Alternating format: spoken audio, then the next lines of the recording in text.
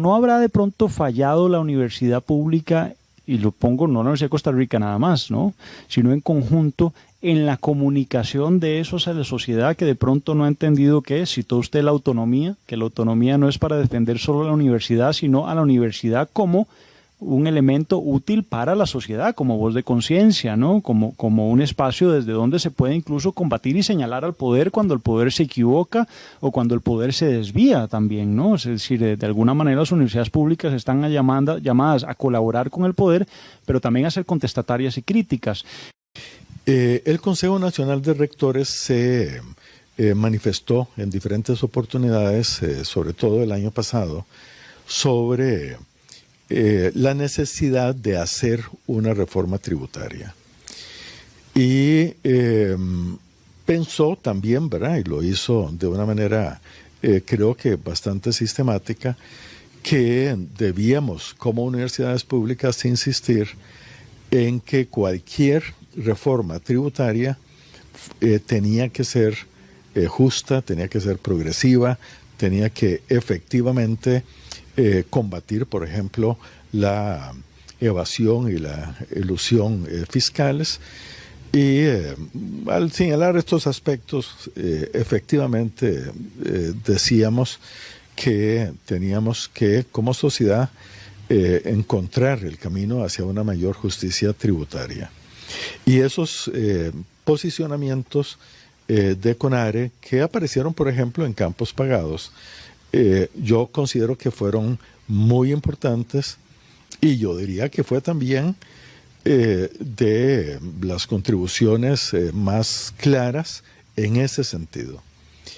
Sin embargo, yo creo que en todos esos momentos hay que hacer una diferenciación entre lo que se comunica discursivamente por medio, por ejemplo, de un texto, y en este caso fue a través de Campos Pagados, y luego la manera en que se actúa concretamente en lo político.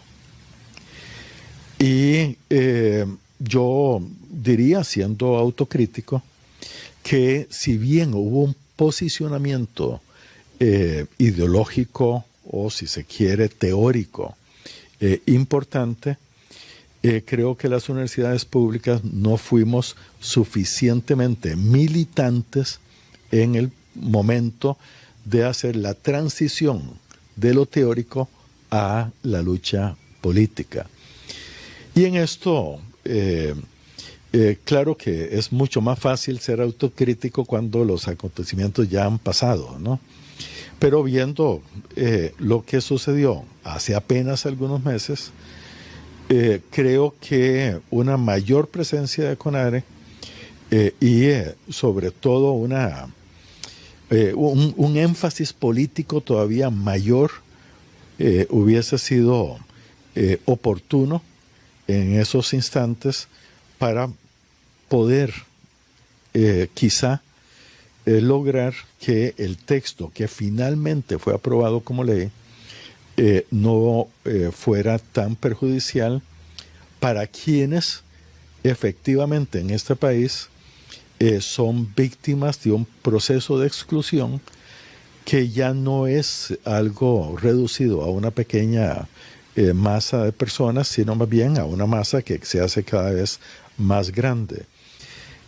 Y las universidades públicas, viéndolo ahora retrospectivamente, no tuvimos suficiente sensibilidad y suficiente capacidad de percepción de lo que en ese momento se estaba articulando.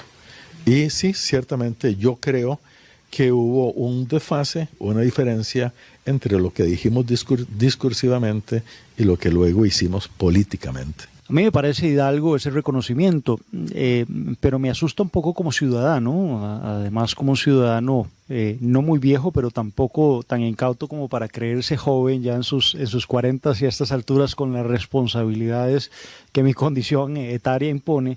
Pero ciertamente, señor rector, bueno, a mí me resulta interesante escuchar del rector de la Universidad de Costa Rica decir que, bueno, los posicionamientos fueron haciendo voces porque cualquier intento de reforma fiscal fuera progresista. y no lo fue al final, con lo cual ese esfuerzo de lucidez de las universidades pues no fue lo suficientemente escuchado, con cual confirmo mi propia tesis, y no fue suficientemente escuchado desde el poder.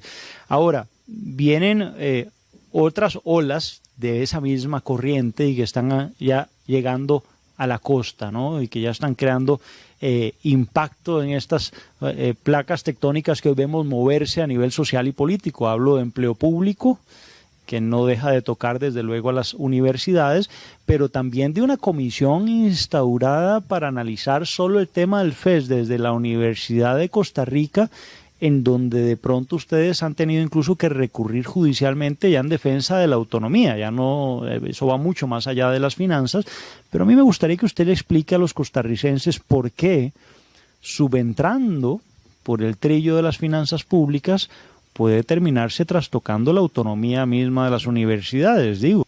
Lo que está pasando en toda América Latina. La autonomía universitaria está siendo erosionada. Pero creo que tenemos que tomar la autonomía universitaria tan solo como un ejemplo muy ilustrativo, o podríamos llamar paradigmático, de ese gran cambio o gran transformación, si se quiere, que están sufriendo nuestras sociedades.